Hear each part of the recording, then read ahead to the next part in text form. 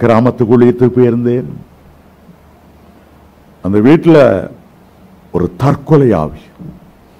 ஒரு சில நாட்களுக்கு முன்பாக சொந்த மகன் லவ் ஃபேர்ல வீட்டுக்குள்ளே தூக்கு போட்டு செத்து விட்டான்.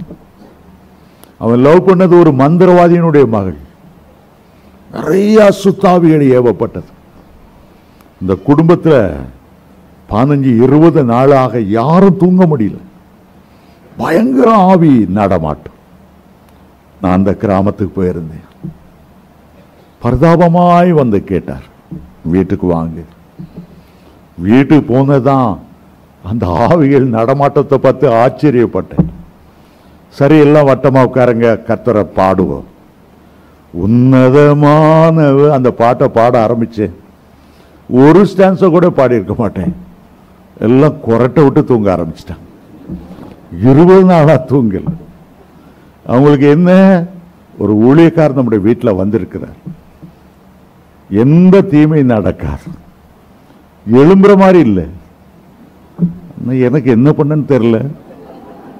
அந்த நிலைமையில விட்டு போவான்னு விருப்பம் இல்லை.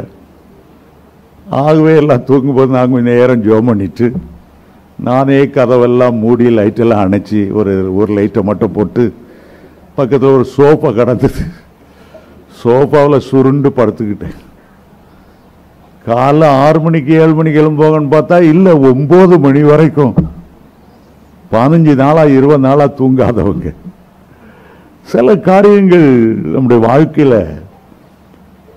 குடும்பத்தில் பல துயர் நிகழ்த்தும் போது ஒரு ஊழியக்காரர் அங்க வரும்பார், அந்த குடும்பம் ஆசீர்வதிக்கப்படும். 20 லட்சம் இஸ்ரவேலர் இருந்தாலும் கர்த்தரால் தெரிந்து கொள்ளப்பட்ட ஆசாரியர்கள் கால் வைக்கும் போதுதான் அந்த யோர்தான் பின்னிட்டு திரும்பும். அருமையான தேவனுடைய பிள்ளைகளை, அதனால தான் அடிக்கடி சொல்லுவேன், ஒரு நாளும் கர்த்தர் உங்களுக்கு நியமிக்கப்பட்டு இருக்கிற ஊழியக்காரர்களை துக்கப்படுத்தாது. சந்தோஷமா வேலை செய்யட்டும், சந்தோஷமா கர்த்தருடைய வார்த்தையை பேசட்டும், சந்தோஷமா உங்களுடைய குடும்பத்தின் ஆசீர்வாதத்துக்காக ஜெபிக்கட்டும். அப்போது உங்களுக்கு ஆசீர்வாதமா இருக்கும். ஒரு வீட்டை கட்டி பிரதிஷ்டை பண்ணும்போது கர்த்தருடைய ஊழியக்காரர்களை கூப்பிடுங்க. உங்களுடைய வீட்டை சுற்றிலும் இயேசுவுடைய இரத்தத்தை தெளித்து உங்களுடைய வீட்டுக்காக ஜெபம் பண்ணட்டும்.